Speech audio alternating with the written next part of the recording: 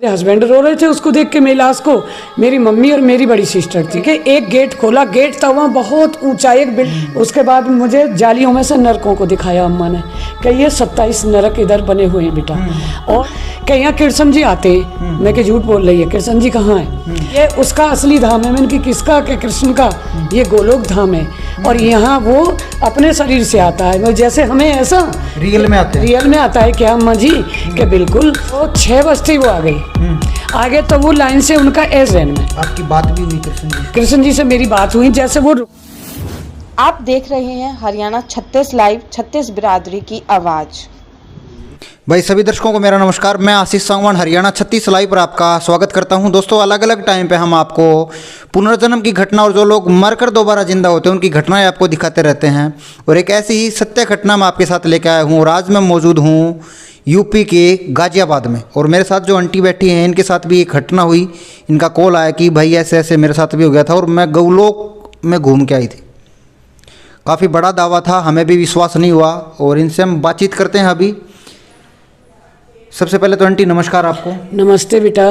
अच्छा, जो आपकी सबसे पहले तो आपका परिचय बताएं, हमें परिचय दो आप। ठीक है, सभी भाई बहनों को मेरा हाथ जोड़कर नमस्कार, गुड आफ्टरनून भैया जी। ऐसी बात है कि मेरा नाम है कश्मीरी देवी। ठीक है जी। और मैं गाजियाबाद शहर से बिलोंग करती हूँ। मेरे साथ जो घटना हुई थी वो एक ऐसी घटना हुई थी कि जिसको आज सोचकर सुनकर ही मैं शहर जाती हूँ कि मेरे साथ ऐसी घटना हुई थी। ठीक है। उसके बाद क्या हुआ कि मैंने एकादशी व्रत करे थे। घटना 20-25 साल पुरानी हो गई। अच्छा जी। तो अगली एकादशी को, जब नेक्स्ट एकादशी जो आती है उद्यापन के बाद, तो मैं अपने भजन पे पहली प्रकृतिया बैठी हुई थी क्रिया अपने भजन करती हूँ। तो मैं रात को भजन पे बैठ जाती हूँ। पता नहीं कितने घंटे मुझे लग जाओ, मुझे कोई परवाह नहीं। तो मैं जैसे और दिन की तरह अपने भजन पे बैठी हुई थी। एकादशी फास्ट था मेरा। तो उसके बाद मैं अपने शरीर से पता नहीं कब निकल गई, क्या हुआ मुझे। मैं अपने बाग में पहुंची, खेत पे। वहाँ मेन रोड पे हमारा बाग और खेत है। तो जैसे एक ट्रक आ रहा था, मैं क्रॉस कर रही थी रोड को बाग की तरफ। तो ट्रक ने मेरे टक्कर मार दी सिर में यहाँ, और मुझे पता लगा कि मेरे माथे में ट्रक ने बहुत टक्कर तगड़ी मारी है। तो मैं जैसे गिरी तो लाश मेरी उछट गई, मैं मर चुकी, मतलब उसमें से निकल गई। मुझे आभास हुआ कि मैं उसमें से निकल के यहीं खड़ी हूँ और मैं लाश मेरी उधर गिर गई। ठीक है। उसमें से निकल के तो ऐसे पड़ी हुई लाश। सब लोग चिल्लाते हुए आए कि मर गई, लेकिन मुझे कोई नहीं देख रहा था कि मैं यहाँ खड़ी हूँ। तो मैंने सोचा कह रही है कि शोर मचा रहे हैं। वहाँ मेरे हस्बैंड रो रहे थे उसको देख के मेरी लाश को। मेरी मम्मी और मेरी बड़ी सिस्टर थी। मैंने कहा ये लोग क्यों रोते हैं पता ना, और मैं तो ये खड़ी हुई हूँ, मैं तो नहीं मरी हूँ। कि मर गई है। तो फिर उसके बाद मैं कह रही हूँ, जैसे मैं सोच रही हूँ तो बाबा आए 4 बाबा जी जिनको बोलते हैं। ठीक है। उनकी उम्र होगी कम से कम 70 या 75 साल। ठीक है जी। तो जैसे ये मैट होती है चटाई, चटाई के जैसे ही व्हाइट कलर की मैट थी पत्थर की, उसे लेके हवा में उड़ाते हुए लाके मेरे पास खड़े हो गए और कह रहे आओ बेटा। ऐसे हमें हाथ पकड़ के उस पर चढ़ा लिया। तो बोले चलो तुम्हें हमारे साथ चलना पड़ेगा। मैं बोली क्यों बाबा, मुझे आप क्यों ले जा रहे हो? कि आप मर चुके हैं। मैं क्यों मर चुकी बाबा, मेरे तो तुम छोड़ो, यहाँ खेत है, ऐसे कहने लगी। फिर मैं बाबा तुम एक काम करो तो मुझे ले चलोगे अपने साथ। तो उधर ये जो लाश पड़ी हुई है ना, जो इसके पास एक जो जेंट्स रो रहा है, इसको मैं ये कह दूँ कि तू यहाँ रोए मत। इसके पास 2 लड़के भूखे हैं दूध के लिए, और छोटे लड़के थे मेरे दोनों ट्विंस, तो उनको दूध पिला दूँ जाके। ठीक है। बाबा कहने लगे कि नहीं, अब आप बेटे मर गए, अब तुम शरीर से निकलने के बाद दोबारा उधर नहीं जा सकते। और वो मर चुके। मैं बोली वो मर चुकी, मर जाने दो, मैं कह दूंगी, मैं तो नहीं मरी बाबा। कि नहीं आप ही तो मर गई हो बेटा, चलो हमारे साथ। हमें बाबा ले गए। हम बड़े मन से दुखी हम यहाँ से जा रहे थे। हमको ऊपर चटाई को पत्थर की को उड़ा के आसमान के रास्ते से ले जा रहे। आसमान के रास्ते से ले जा रहे तो वहाँ मुझे एक नदी दिखाई दी। तो मैं मथुरा की बेटी हूँ, तो जैसे मैं हमारे मथुरा पे यमुना बह रही है वृंदावन पे, तो वही नदी ऐसी उससे कुछ बड़ी नदी मुझे दिखाई दी, लेकिन वो नदी नहीं थी बेटा। तो मैं सोच रही कि ये नदी है, ये बाबा मुझे इस नदी में न डाल दें कि ये बाबा मुझे क्यों ले जा रहे हैं, और मुझे अगर ये नदी में फेंकने के लिए लाए, मेरा अपहरण कर लाए बाबा। तो मैं सोचने लगी गलत विचार। तो जो सोचती हूँ वो बाबा सुन लेते हैं। अच्छा, जो आप दिमाग में सोच रहे थे वो महसूस कर लेते वो महसूस करते थे बाबा। बाबा बोले नहीं बेटे, हम तुमको इस नदी में नहीं फेंकेंगे, ये यमुना नदी नहीं है, और ये देखो तुम एक चश्मा लगाओ, देखो ये क्या नदी है। तो हमारे लिए उन्होंने ऐसे बड़े चश्मे दिए, मेरे मुंह पे ऐसे बांध दिए, कहने लगे कि देखो क्या है। तो मैंने बेटा उसमें देखा कि अजगर पड़े हुआ है, उसमें सांप पड़े हैं, उसमें हड्डियां पड़ी हैं, मरे हुए पशु पड़े हैं, उसमें बहुत बुरा हाल, मांस चीतड़े पड़े थे। नदी मेरे को गंदी दिखाई दी। तो मैं अपने मन में हाथ जोड़ रही थी, जैसे मैं एकादशी का व्रत करती हूँ कि हे प्रभु, तू मुझे इस गंदी नदी से पार करवा दे बाबा, इसमें न डाल दे मुझे, मैं बड़ा पाप सोच रही हूँ। तो बाबा कह रहे नहीं बेटा, जो एकादशी व्रत कर लेते हैं उनको इन नदियों में, इन चीज़ों पे, इन पहाड़ों पे नहीं फेंका जाता। हम वो चीज़ हैं जो अच्छे इंसान को अच्छी जगह ले जाते हैं, मेरे से बोले। अब अच्छे बुरे की तो भगवान को ही पता है, मैं अपने मुँह से नहीं कहूँगी मैं अच्छी हूँ या बुरी हूँ। ठीक बात है जी। लेकिन मैं 9 वर्ष की अवस्था से, जब से मेरी ताई जी से नामदान लिया मैंने, तब से मैंने कभी 4 कामों से मुझे नफरत थी, कभी गलत काम नहीं करा, नहीं होने दिया। ठीक भैया। उसके बाद मुझे बाबा वहाँ ले गए, बादल आए पहले तो, बादलों से निकल गए ऊपर, और दूर बहुत ऊंचे आसमान दिखाई दे रहा। आसमान पर जाके ऐसी पृथ्वी आ गई जैसे हमारी ये मृत्यु लोक है, हमारा ये धरती है, हमारी ऐसी धरती आई। वहाँ बाबा जी ने वो चारों ने वो चटाई वहीं रोक दी। अब मैं चारों तरफ देखने लगी, वहाँ कोई गांव नहीं था, कोई शहर नहीं था, कुछ भी नहीं था, वहाँ सुनसान था, वो सुनसान बिल्कुल। मैंने कहा ये बाबा यहाँ कहाँ लाए मुझे जंगलों में, और यहाँ से तो मैं अब कहीं भाग भी नहीं सकती, जा भी नहीं सकती, किसी को आवाज़ भी नहीं लगा सकती। तो बाबा कहने लगे कि बेटे रुको यहाँ 1 मिनट, ऐसे कह के एक गेट खोला। गेट था वहाँ बहुत ऊंचा, एक बिल्डिंग थी बहुत चमकदार। कितनी ऊंची थी? इतनी बिल्डिंग ऊंची थी कि कम से कम जैसे ये बिल्डिंग आजकल बन रही है 10 मंजिल कम से कम, इतनी मंजिल ऊंची थी। 4 मंजिल तक तो गेट ही था। अच्छा। उस गेट को 2 बाबा जी उस चटाई पे खड़े हो गए कि बच्चा ना उतर जाए चटाई से, ऐसे कह के मेरे लिए बच्चा बोल रहे थे। आपको बच्चा बोल रहे थे? बच्चा बोल रहे थे, बच्चा ना उतर जाए चटाई से, मेरे लिए ऐसे बोले थे बेटा। और 2 बाबा उस पर एक इधर चटाई पे बने रहे। 2 ने बहुत बड़ी चाबी लेके उस गेट के ताले को खोला ऐसे। अच्छा। ऐसे हाथ से इधर को खोला, ताला खोल के मुझे गेट के अंदर कर दिया कि जाओ बच्चा इधर। मैं बड़ी घबरा रही, पता नहीं कहाँ आ गई मैं तो। लेकिन घुसने से पहले जब वो बाबा चाबी ले रहे थे, मैंने एक चीज गेट पे पढ़ ली। गेट पे लिखा था गौलोक धाम।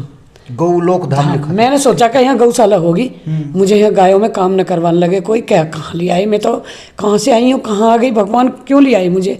मैं इस सस्पेंस में पड़ी हुई थी बेटा। उसके बाद बाबा मुझे अंदर ले गए, तो वहाँ कोई गाय नहीं थी, कोई काम नहीं, कुछ नहीं था। वहाँ आम जनता थी जैसे यहाँ होती है। वहाँ खाने पीने भी बन रहे, सारा काम हो रहे थे। तो वहाँ एक अम्मा आई उधर से, एक बहुत बुजुर्ग 80 साल उम्र उसकी, हमारा नाम लेके बोली वो कि कश्मीरी बेटा तू आ गई। हमने कहा कि हम बेटा हमारा काम घूमने का है, हमने बहुत परोपकार किए हैं, बहुत हमने संस्थाएं चलाई हैं। हमने सोचा ये बुढ़िया हमसे कहीं टकराई होगी, और हमको, मुझे तो बहुत दुनिया जानती है, लेकिन मैं नहीं किसको इतने को जान पाती हूँ।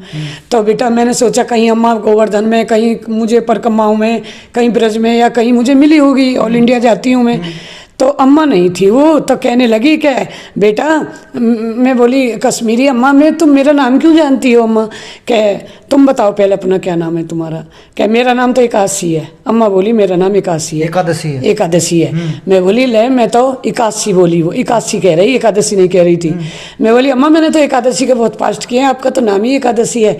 तो मैं आपसे कुछ कहना चाहती हूँ कि कैसे, कि ये बाबा जी मुझे बिना किसी की अनुमति के लाएं और मैं यहाँ से जाना चाहती हूँ, क्योंकि मेरे ट्विंस 2 बेटे हैं छोटे, और मेरी बहुत अवस्था में हैं, मेरी 2 बेटियाँ हैं बड़ी, और तो मैं उन अपने लड़कों के बिन नहीं रह सकती।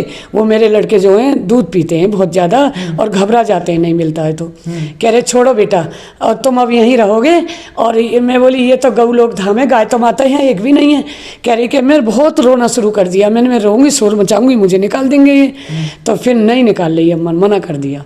कह रही, मैं बोली अम्मा मैंने 1 तोले के कुंडल उस समय पहन रखे थे। मैं बोली अम्मा मेरे पास कुंडल है, गेट कीपर को आप दे दो और मुझे यहाँ से निकलवा दो, मैं अपने गाजियाबाद जाना चाहती हूँ। कि नहीं, पुत्र मोह में मुझे इतना पुत्र मोह था कि कभी त्रेता युग में दशरथ को भी नहीं हुआ होगा जितना मुझे था। तो कहने लगे कि दशरथ के तो बेटे बड़े भी हो गए थे, मेरे तो दोनों छोटे थे। अब माता कहने लगी नहीं बेटी, यहाँ तो मर के आदमी आता है, तू आ गई यहाँ, अब यहाँ से नहीं जाएगी। तो मैंने कहा अम्मा मैं मर कहाँ गई हूँ, मैं तो सब कुछ हूँ। कि नहीं बेटा। और कोई खाना ला रही है, कोई कुछ कर रही है, हमें वहाँ बड़ा प्यार कर रही।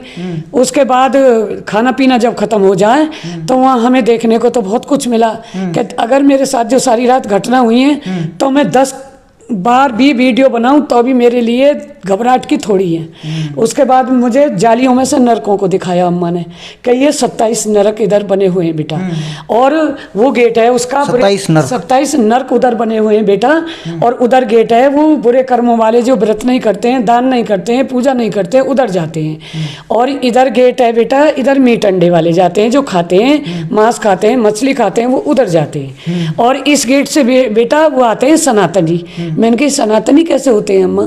मैंने अम्मा से कई क्वेश्चन करे तो मेरे क्वेश्चनों का अम्मा बड़े आराम से आंसर दे रही थी। अम्मा ने बोला बेटा यहाँ एकादशी व्रत वालों को, यहाँ शंकर जी की पूजा वालों को, यहाँ देवी की पूजा वालों को हमारे गेट से लाया जाता है, और इस गेट में आने के बाद फिर कोई दोबारा वापस नहीं जाता है। और अब तुम रो गाओ, चाहे भूखे रहो प्यासे रहो, तुम्हें आज खाना मिलेगा। अगर तुम आज अपना खाना नहीं खाओगे तो जीवन भर खाना नहीं मिलेगा। और वो देखो तुम्हारा ब्लैक बोर्ड पे नाम पहले नंबर पे लिखा हुआ है कश्मीरी देवी। लेकिन हमें तो उनको आपने पढ़ा नाम? मैंने वहाँ नाम पढ़ा, अपना नाम वहाँ इतने लिखे हुए थे कि वहाँ एक हमारी किराएदार थी नेपालिन, उसका नाम 60वें नंबर पे था। 60वें नंबर पे नाम था, मेरा पहले नंबर पे नाम था। लेकिन कह रही कि हमने किसी कारण से तुम्हें पहले नंबर पे यहाँ बुलाया नहीं था। अब तुम इतने दिन बाद देखो कि तुम्हें अब बुलाया गया तो तुम्हें रोती क्यों? अब ये तुम्हारी न तो हम काम में ड्यूटी लगाएंगे, ना तुम हम किसी में। बोली क्यों अम्मा?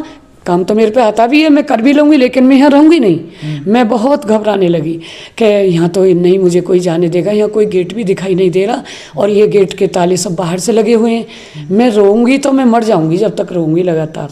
आपको तब भी नहीं लग रहा था? नहीं लग रहा था, मुझे नहीं लग रहा था मैं जिंदी हूँ। तो अम्मा कहने लगी अब तुम मर कैसे जाओगी? मर तो चुकी, खूब रो और खाना जरूर खाना पड़ेगा आज। मुझे टुकड़ा दे रही खाने का, तोड़ के पकवान लाई मेरे लिए। तो उधर चिल्ला रही थी, मैं किसी को खाना देने की कोशिश करी, अम्मा ने मना कर दिया कि आज दान नहीं दिया जाएगा, केवल ये थाली तुम्हारी है।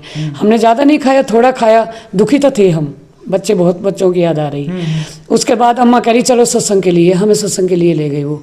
तो वहाँ गाना भी होता है, बजाना भी होता है बेटा, वहाँ हर चीज़ होती है। तो वहाँ ढोलक, पंसूरी, मजीरे, इतने घुंघरू लगे हुए वहाँ सब। हमने कहा कि क्यों, हम तो इतने दुखी, हमें वहाँ किसके गाने बजाने अच्छे लग रहे? मुझे कुछ नहीं अच्छा लग रहा था, जबकि मैं भजन में और पूजा में 24 घंटे भी व्यतीत कर देती थी, करती हूँ, अब भी करती हूँ।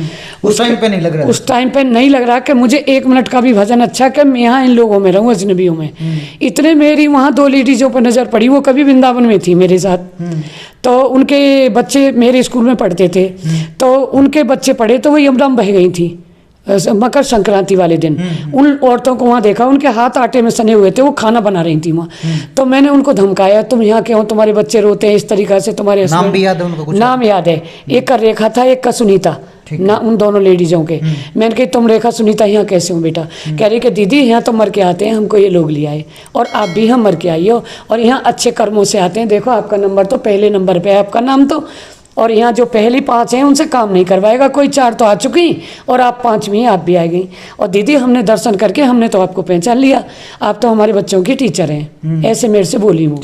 मैंने कही कोई बात नहीं, और मैं तो यहाँ से जाऊँगी, लेकिन तुम्हें भी अपने साथ किसी गेट से निकाल ले जाऊँगी, तुम मुझे यहाँ से गेट बताना। मैं बड़ी दुखी हो रही, और अब कह रही कि इनको भी ले जाऊँगी, इनके तो बच्चे रोते हैं बेचारियों के। मुझे नहीं लग रहा कि ये यमुना बह के ये मरी हुई यहाँ आ गई है जिंदी, समझ रही। अच्छा ऐसा हुआ, वो गीत गाने लगी, हमसे कह रही हैं आज आप नहीं आई हो, भजन गाओ। हम अपने मन में बोले हम तो यहाँ दुखी हैं इनके, यहाँ भजन गाएंगे हम। मैंने कहा हमसे तो कोई भजन नहीं आता, नहीं ढोलक। भजन आपने सुना वहाँ पे? कुछ लाइनें आपको याद होगी क्या? मुझे याद है यार भजन, मुझे तो याद, मेरे पे तो बहुत भजन आते हैं, लेकिन वहाँ मैं गाना नहीं चाहती थी। जैसे आप बता रहे हो वहाँ भजन हो रहा था, तो कोई भजन वो गा रहे हो, आपको सुनाई, कुछ याद हो आपको? क्योंकि मेरी शुरुआत थी, मुझे याद है आज भी। मेरा भजन उन्होंने, रेखा ने, सुनीता ने बताया। मैं वृंदावन में जो गाती थी, अपने स्कूल में फंक्शन भी कराती, भजन भी गाती, सब कुछ होता था। तो मैं मेन थी, प्रिंसिपल बेटा मैं अपने स्कूल की। तो मेरे से शुरुआत जो होती थी, तो मैंने शुरुआत की कि दीदी आप इसे गाओ। दोनों ने बोला कि सखा सब प्रेम से बोलो हरे रामा हरे कृष्णा। तो इसको गाओ और एक दो बस ढोलक में 2 हाथ मार दो, उसके बाद हम बजा लेंगे। मेरे पे ढोलक भी आती है, शुरुआत आप कर दो क्योंकि आप आज नहीं आई हो, लिस्ट में आपका नाम है। तो हम बोले ठीक है, हमने ढोलक बजाई थोड़ी सी हल्की सी और हमने कहा कि सखा सब प्रेम से बोलो हरे रामा हरे कृष्णा। यही उपदेश मीरा को दिया था श्याम सुंदर ने, निकाला था वो प्यालों में हरे रामा हरे कृष्णा। हमने 1-2 लाइन सुनाई भैया, हम वही शांत हो गए। वही अब आप गाओ, तो वे सब गाने लगी। फिर मैं अम्मा एकादशी जो है मेरी बगल में बैठी हुई, मैं कही अम्मा ये भजन कब तक होगा, मेरा तो बड़ा माइंड यहाँ परेशान है, मुझे निकाले यहाँ से। कह रही फिर तू जाने के हल्ला मचा रही है, यहाँ से जाएगी नहीं। और सुन हमारी बात, मैं सुनाओ कि यहाँ 6 बजे कृष्ण जी आएंगे, अभी यहाँ 2 घंटे और सत्संग होगा। अच्छा हाँ 4 बज गए। घड़ी वहाँ इतनी बड़ी जैसे हमारे रूम की दीवार भी नहीं, उससे बड़ी बड़ी तो वहाँ घड़ी लगी हुई। अच्छा। और घड़ी इतनी बड़ी लगी हुई तो जब एक घंटा इतना तेज बाजे कि वहाँ कान भी फूट जाए जो। अच्छा जी। हाँ ऐसे घंटे बज रहे थे। जब घंटा लगे तो वहाँ मैंने कही के चलो भाई तो 3 बार घंटा और बजेगा, उसके बाद मैं यहाँ से चली जाऊँगा। मैं फिर क्या होगा अम्मा कि यहाँ कृष्ण जी आते हैं। मैं कि झूठ बोल रही है, कृष्ण जी कहाँ है? मैं ब्रज में 20 साल, मैं जन्म मेरा ब्रज में हुआ, मैंने इतने साल निकाल दिए। मथुरा की बेटियों में जन्मभूमि पर मेरा घर भी है, वहाँ भी पत्थर के कृष्ण जी हैं। जो पैदा होते हैं वो भी पत्थर का है, लड्डू गोपाल। गोकुल में भी पत्थर का, वृंदावन में भी। मैंने कहा पूरा ब्रज तो मेरा है 84 कोस का। जब वहाँ भगवान पत्थर का है तो फिर भगवान असली कहाँ है? क्या तू जानती नहीं है? ये उसका असली धाम है। मैंने कि किसका? कि कृष्ण का। ये गोलोक धाम है और यहाँ वो अपने शरीर से आता है, जैसे हमें ऐसा रियल में आते हैं। रियल में आता है क्या अम्मा जी? कि बिल्कुल। क्या तो फिर मुझे तसल्ली हो गई कि जिसकी पूजा मैंने अपने जीवन भर करी है और वही मेरे दुख को आज दूर करेगा। जब वो आएगा तो केवल उससे यही बात कहूँगी कि मेरे ट्विंस बेटे हैं जो मुझे इतने वृद्धावस्था में पैदा हुए, मेरी बेटियां बड़ी हैं, मुझे यहाँ से निकाल। कहाँ गेट है? तो मैं यहाँ से भाई कृष्ण जाना चाहती हूँ। क्या क्या मैं कृष्ण को पुत्र रूप में मानती हूँ। अच्छा जी। मेरे हाथ में बेटों की रेखा नहीं है। अच्छा जी। तो कृष्ण ने मना कर दिया। मैंने 14 साल अन्न छोड़ के मैंने भगवान की पूजा बहुत करी थी। अच्छा। तब मेरे 2 बेटे हुए, बड़ा दाऊ जो आशीष है मेरा, आशीष चौधरी, वो मैं उसका नाम दाऊ है घर का। और छोटा बेटा जो कन्हैया है 10 महीना का, दोनों भाइयों में उनकी तरह से अंतर भी है और उन्हीं के रूप हैं दोनों। तो मैं उनको कान्हा को अपने बेटे के रूप में मानती हूँ और राधा को पुत्र वधू। मैंने कहा कोई बात नहीं, आएगा तो मैं तो अपने बहू बेटे के रूप में उसको बात करूँगी, आने दे। तो आया क्या 6 बज गए, जब घंटा लगा हुआ 6 का। फिर मैं बड़ी खुश हुई कि अब तो यहाँ से उसे पूछ के गेट पूछ लूँगी, निकल जाऊँगी। जब मैंने उसको पुत्र माना है तो अपनी माँ की तो सहायता करेगा। मेरे मन में यकीन हो गया, ये इतने सारे लोग तो मेरी सहायता नहीं कर रहे। ये अम्मा भी एकादशी बनी बैठी है, ये भी मुझे यहाँ जबरदस्ती रखना चाहती है। फिर वो तो 6 बजते ही वो आ गई। आगे तो वो लाइन से उनका ऐसे आया, पहिए पे चल रही जैसे। तो मुझे जब भी यकीन नहीं हुआ तो कृष्ण ने पीले कपड़े पहन रखे और रंग बिरंगी गुलाबी लंबी माला पहन रखी और सेम रूप राधा का। राधा की हरे कलर की साड़ी थी, कृष्ण की थी पीले कलर के जो कपड़े।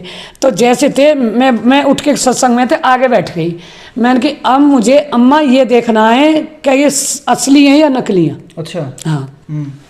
जैसे कृष्ण जी उस गेट से आए तो गेट खुला, गेट एकदम खुला तो चीर घाट पर जो कदम का पेड़ है, वो कदम का पेड़ और चीर लटके हुए, चीर घाट मेरा वृंदावन का मुझे दिखाई दे गया।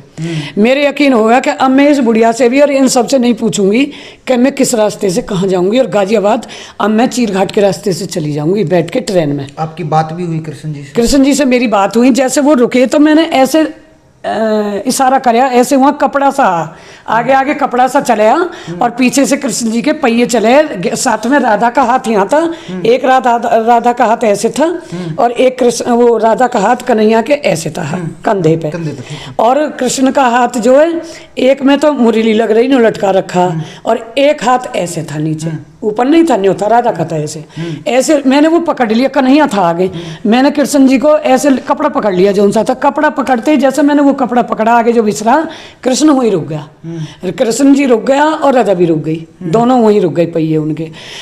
तो ऐसे करके देखने लगा, मैंने उसको छुआ कन्हैया को, तो हमारी तरह हार्ड मांस का बना हुआ। राधा को छुआ तो वो भी उसका हाथ पकड़ लिया, जैसे मैंने ऐसे यहाँ से पकड़ ली कि ये भी, इसके पैर भी असली हैं, ये असली है। मैंने कहा भाई असली है कान्हा तू? तो मैं उसको देख के रो पड़ी, जैसे मैं पहले रो रही थी। मैं कही भाई तो आज एक दुख दूर करके जा तू, मैंने तुझे पुत्र रूप में पाया, तू यहाँ रहे, तू असली इस वाले गोलोक धाम में रहता है, तू हमारे वृंदावन में नहीं रहता। मैं वहाँ रोने लगी क्योंकि मैं डर चुकी थी बेटा बहुत ज़्यादा, और अपने लड़कों के लिए ऐसे तड़प रही थी जैसे मीन जो है पानी से अलग तड़पती है मछली। तो मैं कही भाई तू मेरा बेटे एक दुख दूर कर जा, मैंने तुझे पुत्र रूप में पाया है, जब तने दुनिया के दुख दूर करे तो मुझे मेरे बेटों के पास पहुंचा। और ये लोग मुझे जाने नहीं देते, वो 4 बाबा जी मुझे बादलों के रास्ते से गेट में बंद करके ताला मार के गए। वो तो मुझे गेट बता, मैं कौन से गेट से अपने गाजियाबाद जाऊं, और मैं इस गेट से चली जाऊंगी। कहीं जो तुम इस गेट से आए हो, ये गेट तो वो है हमारा वृंदावन का चीर घाट, जहाँ कृष्ण जी चीर लेकर चढ़ रहे हैं। यमुना भी है, यमुना तो अब थोड़ी दूर चली गई है वहाँ। हम जब रहे वृंदावन, हम इतने साल व्यतीत करे, यमुना हुई बहती थी। तो मैं बोली ये तो हमारा घाट है। तो कृष्ण जी ने मेरे माथे पे ऐसे करा जैसे बच्चा अपने माँ के सिर पे ऐसे करता है, ऐसे करा है। राधे ने मेरा यहाँ से पकड़ा हाथ ऐसे करके, मुझे छुआ या उन्होंने, कि मैं करोड़ों नीचे बादलों पे ऐसे तैरती हुई आई जैसे रुई पे पड़ी आके। मैं वो गेट से भी नहीं गई, वहीं रुई वहीं गेट आ गया मेरा, और उस गेट से ऐसी आती हुई तड़पती हुई तैरती हुई, जैसे लगा मुझे मैं यमुना पार कर रही हूँ। यमुना को मैं भरी बाढ़ में भी पार कर जाती हूँ। तो मैंने एक बात और करें, उनका जो रंग रूप था, हाँ, वो कैसा था? रंग कृष्ण जी को कहते हैं ना काला है, काला नहीं था इस समय जैसा मेरा अब रंग है। ऐसे वो नहीं था कि जैसे कोई कहता है नीले थे काले थे, नहीं, गलत बात। कृष्ण का रंग जैसे तुम्हारा और मेरा अब रंग है ऐसा था। लेकिन राधा गोरी थी उससे कन्हैया उनसे ज्यादा गोरी थी, उनसे गोरी राधा थी। तो राधा बहुत ज्यादा गोरी थी कृष्ण से, और मेरी बात हुई। तो जो कह रहे नहीं चिंता मत करो, अभी पहुंचोगे बच्चों के अच्छा पास। आंटी एक बात और भी है, जब फोटो जो देखते हैं, जैसे हम अभी जैसे हम जो फोटो देखते हैं या फिर गूगल पे या और भी इधर उधर फोटोज होते हैं, मंदिर में फोटो होते हैं, वैसे ही फोटो थे या कुछ उनसे अलग कुछ? नहीं, जैसे वो दोनों खड़े थे, कन्हैया राधा दोनों खड़े थे। तो हम मथुरा के बेटा, जन्मभूमि पे ही हमारा भी घर है। तो जैसे जन्मभूमि पे हमारे कृष्ण जी हैं, एक तो कृष्ण जी गर्भगृह में है, वो तो वहाँ वैसी तस्वीर छोटी लग रही है, छोटे हैं लड्डू गोपाल। जो बड़ा मंदिर है ऊपर 3 मंजिल पे, वह जो मंजिल में वो दोनों सामने खड़े हैं, वो थे दोनों, वो थे दोनों जन्मभूमि वाले राधा कृष्ण, वो थे दोनों। वो हरी ड्रेस में, जिस दिन शुक्र को रहते हैं वो उसी ड्रेस में हरी में राधा थी, कन्हैया उस पीली में था, पीले कपड़े। वो ऐसे मेरा काला ही उपरना, उनका उपरना पीला था। हाँ, मेरी बात यही थी, हुई तो मैं रोने लगी। तो हाँ, उन्होंने बोला, कन्हैया ने बोला, राधा नहीं बोली। कन्हैया ने बोला कि रोना अभी तुम्हें तुम्हारे बेटों के पास पहुंचा देंगे हम, रोना ऐसे कहिए। तो मेरे सिर पे जैसे नहीं हाथ फिरने को करे ना, मैं बोली अब तो कह दी है तो ये अम्मा भी मुझे गेट खोल के पहुंचाई देगी, अब तो सुन रही है, मेरे पास भी बैठी हुई सब सुन रहे। तो सब लोग ऐसे देख रहे हैं अचंभे से कि इनको तो कोई नहीं रोकता, इन्होंने इनको क्यों रोक लिया। मैंने उनको रोक लिया, उनको कह रही कि उधर मत जाकर, नहीं हम तो यहीं जाएंगे, हम अम्मा आज ये देखेंगे कि ये सच्चा है या झूठा है। वहाँ की तरह सब पत्थर के वहाँ, हमारे मथुरा वृंदावन में सारे कृष्ण जी पत्थर के हैं। मानो तो मन में भाव, मैं जब कृष्ण को पुकारती हूँ अब, तो मैं ना मथुरा का कह के पुकारती, ना वृंदावन का, ना गोवर्धन का, ना कहीं का, केवल घट घट कृष्ण। मैं अपने घट में कृष्ण को रखते, मैं बंद करती हूँ ना अपनी आँखें, तो मुझे मुरली बजाता हुआ छोटा लड्डू गोपाल दिखाई देता है ऐसा। फिर आँख फिर दोबारा से खोलूँ, फिर के उसमें तो मटकी में तो माखन निकाल के खा रहा है छोटा बच्चा, और साथ में दाऊ जी, दोनों भाई के मुझे अंतराल में दर्शन होते हैं। मैं भजन करती हूँ तो जितनी देर में भजन करती हूँ ना, तो मुझे अंदर ही दर्शन होते रहते हैं, मुझे कहीं बाहर देखने की कोई जरूरत ही नहीं पड़ती है। अच्छा, काफ़ी पढ़े लिखे हो आप भी, टीचर रहे हो, प्रिंसिपल रहे हो, काफ़ी नॉलेज आपको है जी। तो आप बता रहे हो कि भाई आप वहाँ से वापसी आ गए थे? आगे वापसी नहीं, जैसे बादलों से वापसी आई मैं, तो मैं नीचे जाके जहाँ पड़ी अपने 3 मंजिल पर ऊपर भजन कर रही थी। एकांत में भजन मैं करती हूँ शुरू से। 2 मंजिल पे मेरे बेटे सोए थे, नीचे की मंजिल पे मेरे हस्बैंड रहते, और 4 बच्चे मेरे 2nd फ्लोर पर, 3rd फ्लोर पर भजन करती थी मैं। तो जहाँ मैं अपने आसन पर भजन कर रही, वहाँ नहीं थी मैं। जब शरीर में आई तो मैं वहाँ पड़ी हुई थी। अच्छा, शाम को आप रात में नहीं, पूरी रात तो मैं वहाँ रही थी। जब मैं शरीर में आई तो सुबह के 4:30 बज रहे थे। सुबह 4:30 से 4:30 तक आप वहीं रहे? से 9:30 से 4:30 बजे तक मैं उस गोलोक धाम में, जहाँ वो बाबा जी ले गए मुझे, वहाँ जहाँ कृष्ण मिला मुझे सचमुच का। तो फिर आप वहीं बैठे थे और दूसरी जगह पे बैठे थे आप? नहीं, जहाँ मैं बैठी भजन करी वहाँ नहीं थी। जैसे शरीर में आई तो कहाँ गिरी आके वहाँ मैं खुद मैं खुद लगा मुझे कि जैसे अब यहाँ कोई चीज़ तुम्हें गर्म लग गई, तुम उछट के वहाँ गिर गए। तो मैं उछट के जैसे गिरी तो दोनों को तो घुटनों में चोट लग गई। यहाँ जैसे मैं गिरी तो मेरे चोट लगी, पक्का है ऊपर फरस, तो जैसे लगी तो चोट भी लग गई, ऐसे पैर भी दुख रहे। लेकिन मैं इतनी डर चुकी थी कि 1 घंटा तक, फिर 5:30 बजे तक बैठ के मैंने ये देखा कि मैं मरी हूँ या जिंदी हूँ, सचमुच में मैं ऊपर हूँ या मैं नीचे आ चुकी हूँ।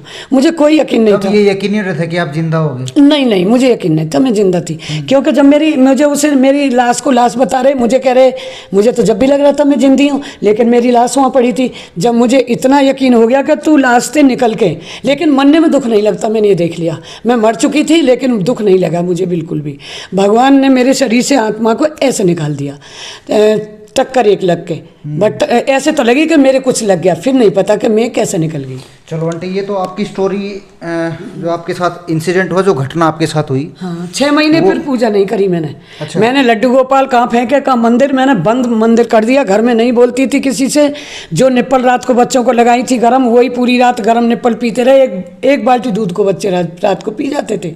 लेकिन उस दिन क्या हुआ मेरे बेटों को कि उन्हीं 2 निप्पलों में, मेरे 2 साल 3 साल इतने बड़े लड़के, और उन्हीं बड़ी बड़ी 2 निप्पलों को लगाए मुँह से सो रहे हैं। आधी पीछे को है, आधी मुँह में लगा के सो रहे थे। पता नहीं पूरी रात कैसे निकाल दी। रोए भी नहीं, रोते तो नीचे से पापा भी उठ के आते, दोनों, उनकी दीदी भी उठ जाती। क्या होता जिन मुझे क्या देखता, मर जाती तो कोई फूक, मर तो गई, कोई फूक देता, शरीर में नहीं थी मैं। लेकिन ये भी भगवान ने सोचा होगा कि अभी मेरी लाइफ थी। और नहीं, शरीर में निकलने के बाद तो शरीर को जला ही देते हैं बेटा, मिट्टी होती है वो तो। अच्छा आंटी, अपने वीडियो को काफ़ी सारे लोग देखते हैं, लाखों की तादाद में लोग देखते हैं। अच्छा बेटा, तो एक मैसेज जो है वो आपकी तरफ से, भाई आप क्या, जो आपकी उम्र की महिलाएं हैं या फिर और अन्य महिलाएं हैं या फिर जो भी लोग अपनी इस वीडियो को देख रहे हैं, उनको क्या संदेश आप उनको देना चाहोगे? 1 मिनट में बताएं प्लीज। मैं ये संदेश देना चाहती हूँ कि भाई, दुनिया में 4 जैसे बुरे कर्म होते हैं। पहला, चोरी मत करो। दूसरा, जारी मत करो। तीसरा, किसी का माल मत मारो। चौथा, झूठ मत बोलो। क्योंकि मैंने 9 साल की अवस्था में मैंने ताई जी से नामदान लिया। 9 साल की अवस्था से मैं भागवत गीता रामायण पढ़ती ही चली आ रही हूँ, और 4 चीज़ों से मुझे सख्त नफरत है। किसी और का भी देख लेती हूँ तो बर्दाश्त नहीं करती हूँ। तो सबसे यही कहना है कि अच्छे कर्म करो, सेवा करो। माता पिता की सेवा ही सर्वोपरि है, और ईश्वर तो अंदर है, बाकी तो सब संसार झूठा है, ये नश्वर है। मेरी जो आत्मा है, मुझे ये भी कह दिया एंड में कि जाओ, कृष्ण ने कहा था कि जाओ, लौट के यहीं आना है। जाओ बच्चों के पास, लौट के यहीं आना है। कुछ टाइम पीरियड भी बताया था कि इतने साल लौटने का टाइम ने बताया था, जाओ तुम्हें यहीं आना है, यही आना, ये बात मेरे से कही। अब जाओ, तुम्हें फिर यहीं आना है। चलो, धन्यवाद आंटी। तो भाई, हमारे साथ आंटी थी, और अभी गाजियाबाद में अभी हम मौजूद हैं, और इनका कॉल आया था आंटी का कि भाई ऐसे ऐसे घटना मेरे साथ भी हुई थी काफ़ी साल पहले। मैं भी अपने जो घटना है वो आपको बताना चाहती हूँ। तो घटना हमें कवर की, इससे जुड़े कोई सवाल जवाब आपके हैं तो आप कमेंट बॉक्स में कर सकते हैं, और ये वीडियो आपको कैसा लगा वो भी कमेंट बॉक्स में अपनी राय जरूर दीजिए। इससे पहले 1 महीने तक वीडियो नहीं आ पाई, कुछ ही टेक्निकल इशू चैनल में हो गए थे। तो काफ़ी सारा प्यार आप लोग व्हाट्सएप पे कमेंट बॉक्स में आप दे रहे थे कि भाई आपकी वीडियो नहीं आ रही, आपको काफ़ी मिस कर रहे हैं। तो अभी कोशिश करेंगे कि एक प्रॉपर वे में आपके लिए अच्छे अच्छे जो वीडियोज़ हैं, जो रियल स्टोरी हैं, जो सत्य घटनाएँ होती है, वो हम आपको दिखाएँ। तो और भी ऐसी ऐसी वीडियो आपको दिखाते रहेंगे। तब तक के लिए आप हमारे चैनल पे नए हो तो चैनल को सब्सक्राइब कर ले, इसका जो बेल आइकन है वो बेल आइकन दबा ले, और हाँ, और इस वीडियो को ज़्यादा से ज़्यादा शेयर करें। जितने भी ग्रुप में आप शेयर कर सकते हो, जितने अपने रिलेटिव के ग्रुप में आप शेयर कर सकते हो, उनको शेयर जरूर करें। धन्यवाद। जय हिंद, जय भारत, जय गौ माता।